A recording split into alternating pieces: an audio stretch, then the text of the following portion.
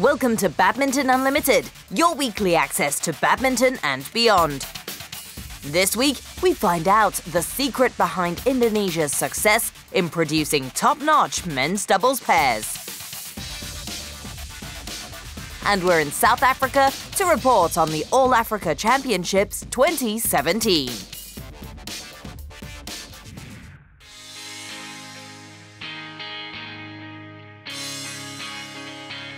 Indonesia can boast of a long and proud history in men's doubles.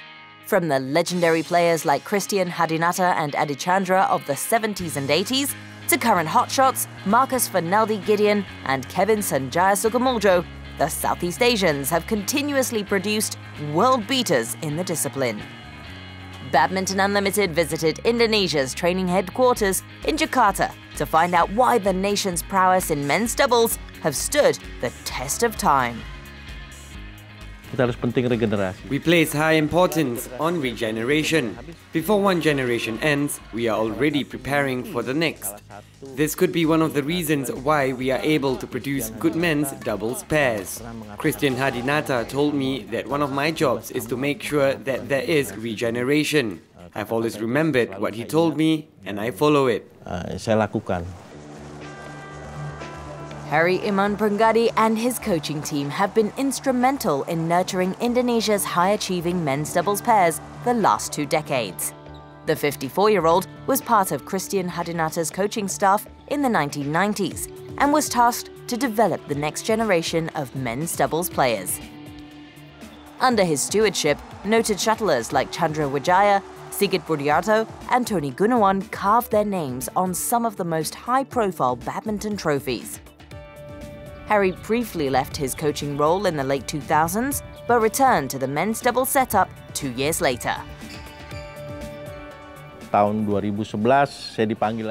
2011, I was called back to the national team and we had Mohammad Ahsan and Bona Septano then. There were a lot of changes in the pairing, like the younger players were paired with the senior players. Ahsan was partnered with Hendra Setiawan, as Hendra and Markis Kido were no longer partners. The Indonesian coach had taken over a men's doubles squad that was undergoing a major shake-up where underperforming pairings were reconfigured. Trying to produce winning pairs in the highly competitive and demanding world of badminton is no easy task. There are many aspects involved in making the right choice, and Harry does not rely on only technique and playing style. There are many ways we use to pair up players. The most important is their technique, meaning their playing style. Their style has to be the same. If attacking, then both have to be attacking.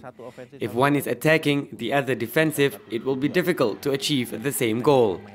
Other than that, we need to gauge their compatibility. It will take some analysis and time, and then we will see if they are suitable.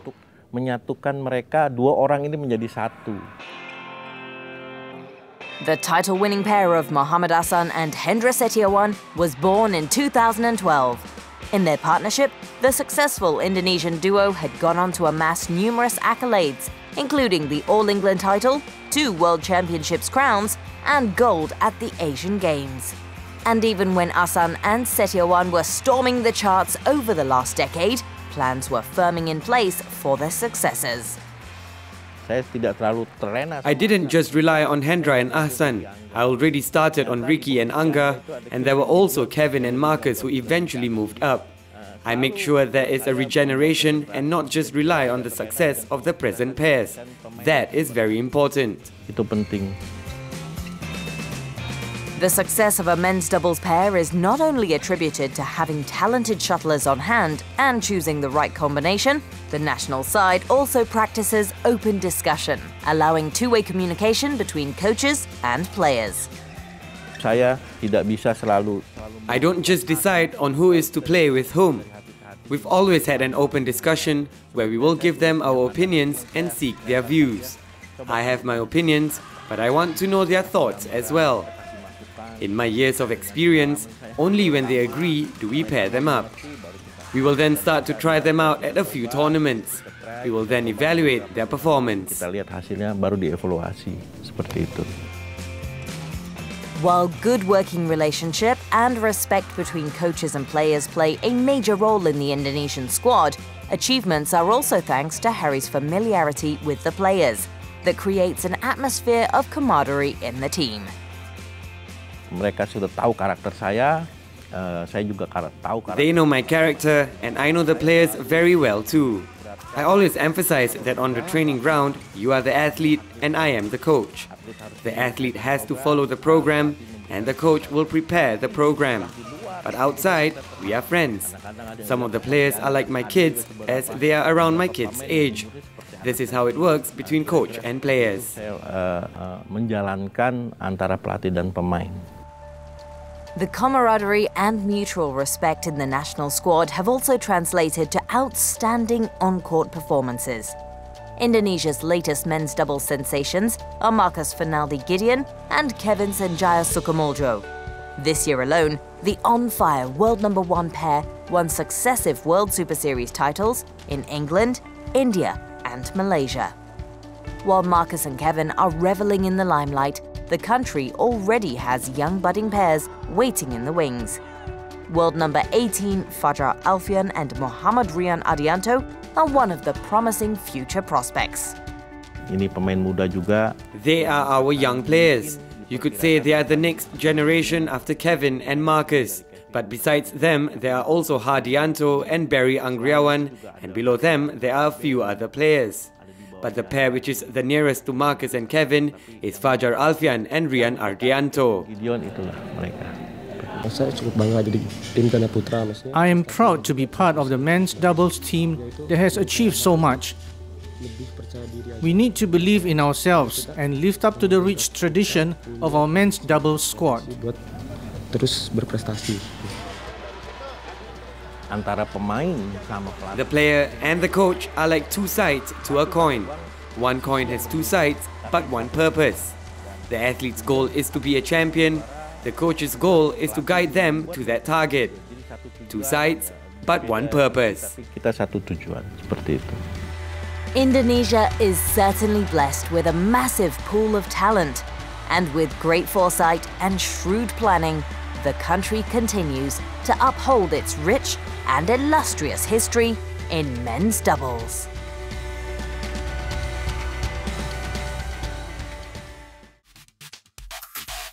Time to test your badminton knowledge. This week, we want you to guess who this player is.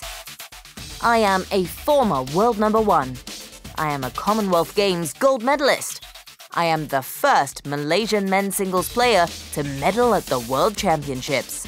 We'll reveal the answer after the break.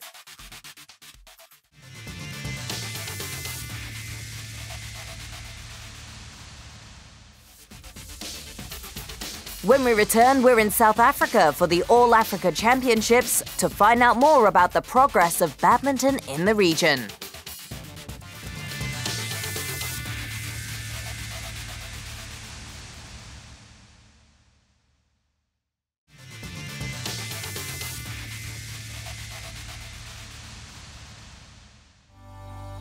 With digital innovations, shuttle time is now more fun, engaging and accessible than ever. So get connected to BWF's Badminton Schools program. Find out more about BWF's grassroots initiatives on these platforms. Download the app, visit the website and get active on Facebook. Your gateway to shuttle time has never been so easy. Before the break, we asked you to guess who this men's singles player is. I am a former world #1. I am a Commonwealth Games gold medalist. I am the first Malaysian men's singles player to medal at the World Championships. The answer is Wang Chunhan. In 2003, the Malaysian player reached the final of the BWF World Championships, where he took on China's Xuan in a thrilling 3-game spectacle. Although he did not bring home gold for his country, he became the first Malaysian to medal in the men's singles event. Prior to winning silver at the World Championships, Wang claimed gold at the 2001 Southeast Asian Games and at the 1998 Commonwealth Games. With the shuttle game rapidly gaining interest in Africa, Badminton is a fast-developing sport in the world's second largest and second most populous continent. The region recently held the All Africa Championships 2017 in Benoni, South Africa. And Badminton Unlimited took our cameras to John Barrable Hall to find out more. The Confederation was created around 1985, and from there we had championship on and off. But we can say championship started like on a regular basis since '92. At that time we were playing the Africa Championship every 2 years. But now since 2007 we have started playing every year. So the Africa Championship is actually an annual feature. Played over a 2-week period where team honours and individual glory are contested, the All Africa Championships is the most high-profile badminton event in the continent. Our African Championships is actually our most prestigious event. It's a yearly event where all the top African players come together to play for the African title. So we do have 5 events. The men's singles, women's singles, men's doubles, women's doubles and mixed doubles for the individual part of the competition.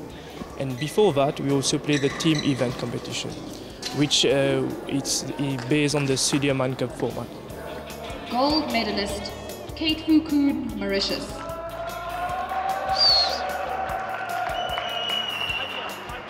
I think it's the most important title that I can get as an African player, to win the African Championships.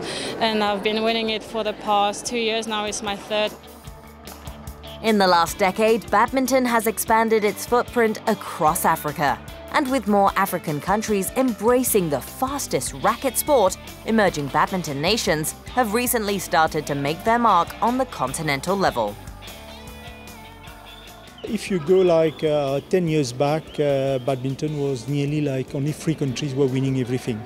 Mauritius, South Africa and Nigeria. But we went a long way in the past 10 years, and now there is a big spread of medals in Africa. We have like 6 countries on the top now. On those 3 countries I just said, we had Algeria, Egypt and Seychelles. Like for this one we are going to have 4 countries on the top, and down you are going to have like a spread among 8 countries, spread of all the medals around 8 countries, which is very good for us for the development of the sport. In the team event competition, Zambia won the bronze medal, and Zambia is not one of the top countries, so it's a good sign again. And you have countries like Algeria and Egypt who won medals, and especially Egypt, who won the gold medal in the team event for the first time. Before there was not a lot of countries playing badminton, not a lot of players, and now we see more and more countries, more and more players wanting to qualify for the Olympics, so that's good improvement. But we are still very far from Europe and Asia, but hopefully in the next years that will change. Although there has been progress, there's still a need to improve the developmental infrastructure within the member associations if African nations are to compete on the international stage.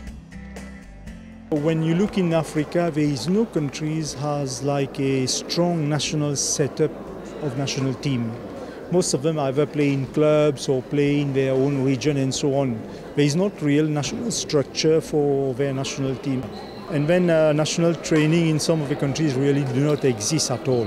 So for us, when some of our African players are training either in Europe or some in Asia, it's really good for us, because there we compete like on a daily basis. We have many tournaments to play, and we play with different opponents.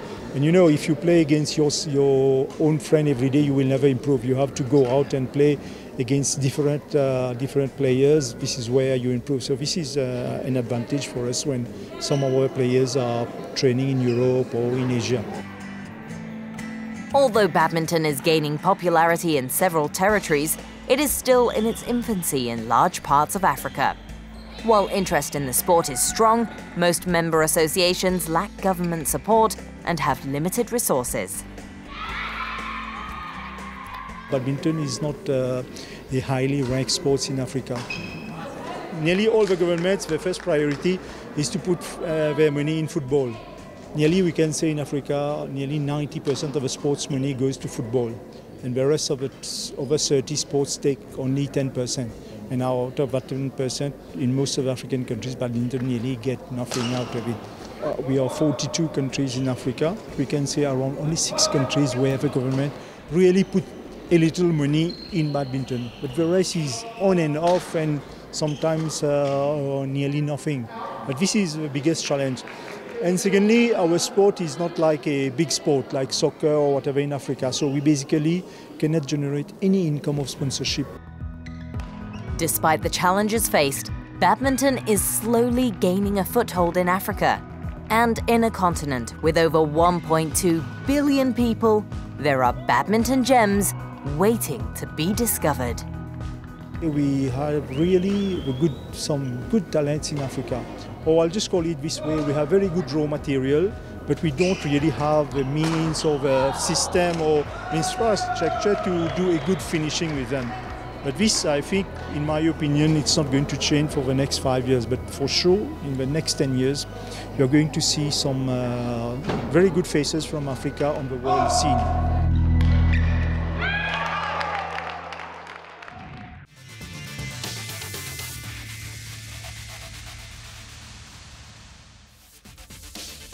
After the break, we find out the role media plays in keeping global fans engaged in badminton.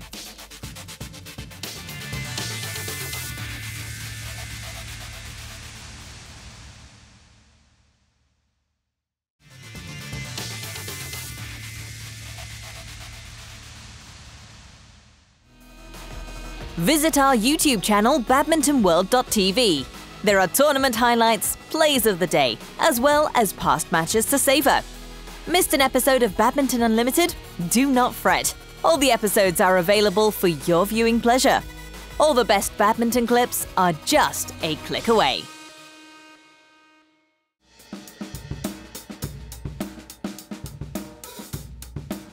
Since 1972, I have joined Sports Authority of India, and I was there with them until I retired in 2004. In between, naturally, Badminton of India, they make the choice for the national chief coach or the panel of the coaches. So I have been continuously since 1974. I was also with the Indian teams, coaching the Indian teams for different things like Grand Prix, Asian Games, Commonwealth Games, World Championships and everything. Indian badminton is showing the progress, yes. As far as only few people who are giving the performance at the top level, yes, we have improved, we are giving the performances. But that's not true as far as our second string is concerned, because we have not been working to develop for the development of the second string. It has got to be, in case we want to show the progress, it has not got to be only 1 or 2 players are giving the performance at the top level. But how about the second string? How we are preparing the second string? And that requires a lot of, not only the training, the constant exposure at the international, because any player who playing at a particular level, when they are going at the international level to play with, you'll find initially they are very much apprehensive looking at Chinese players, Indonesian players, Korean players, Danish players, all like that. Progress is natural. So we have got to develop constantly on the second string. Only then, when we are preparing the second string, out of them the players will start giving their top performances, and constant feeding is there for the top level. Otherwise, 1 or 2 players are gone. There will be a sort of a gap between the first and the second string. Then we are going to have face a lot of trouble. It might be requiring almost a decade time for us to start giving the performances. Every academy, definitely no academy, in my opinion, would strive to see that their children are going down. Everybody will try to improve. But I firmly believe the children have got to be put on the right track, so that the overall improvement is there from every academy. The children are coming. If the competition amongst ourselves will go high, you'll find where we can go. We can keep the whole world, I'm telling you, at this thing, you know, and we can show the top performance of the world by having a competition amongst ourselves. Provided every academy striving to produce the best of the results, we can definitely have a very healthy competition, and we can go very, very high. I firmly believe in this. It can be a very healthy competition amongst ourselves, amongst the academies. I firmly believe. The world's fastest racket sport has seen rapid growth in the last few decades, and with the popularity of the sport on the rise, the appetite for information is at an all-time high. The media, in particular, has played a crucial role in meeting that demand, keeping badminton fans engaged, excited, and entertained. Well, certainly media is hugely important and becoming increasingly important in new ways, because the immediacy of information, as you know, nowadays is paramount. So we try to provide fans with a diversity of information across different means, whether it's social media, whether it's obviously via the broadcast of matches on television and online, and of course keeping them informed with scoring. We've got a scoring platform on Twitter, and of course then the next day we follow up with photos and things like that. The BWF website is the go-to place for information. It is the gateway through which fans can navigate to specific areas of interest. Badminton fans can visit these sites to get access to details such as news, features, details of tournaments, player rankings, scores, and results, and more. Over the last few years, BWF has launched a number of websites which give fans access to information on specific tournaments. The Super Series, which is our flagship circuit around the world, has its own website, BWF World Superseries.com.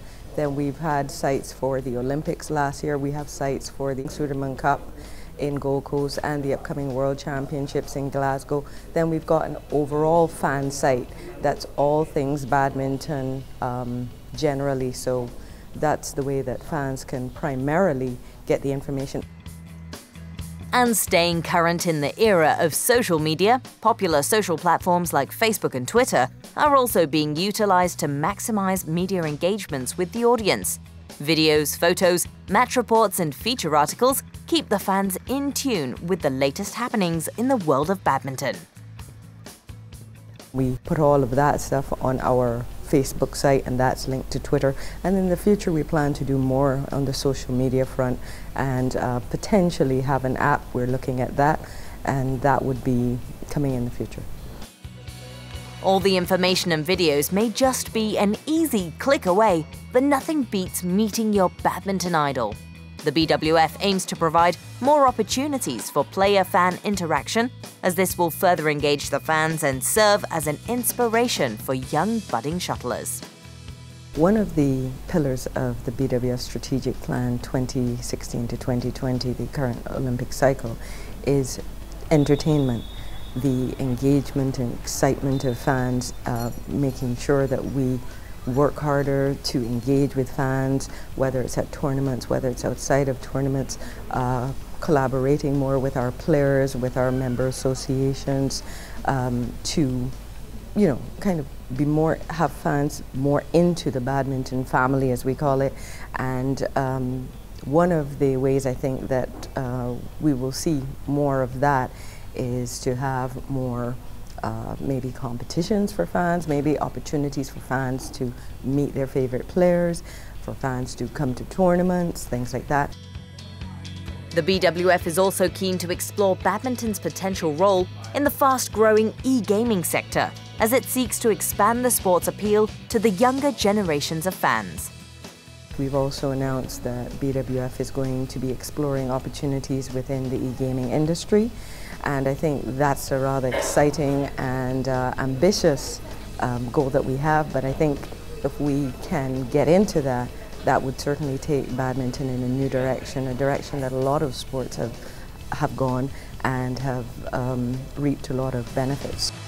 With the world governing body committed to raising the excitement levels in the next few years, badminton fans can look forward to greater entertainment and engagement with the world's fastest racket sport. Before we go, let's take a look at the Badminton Unlimited calendar. The final of the Total BWF Sudirman Cup 2017 is on Sunday, the 28th of May, so mark that date to watch history in the making.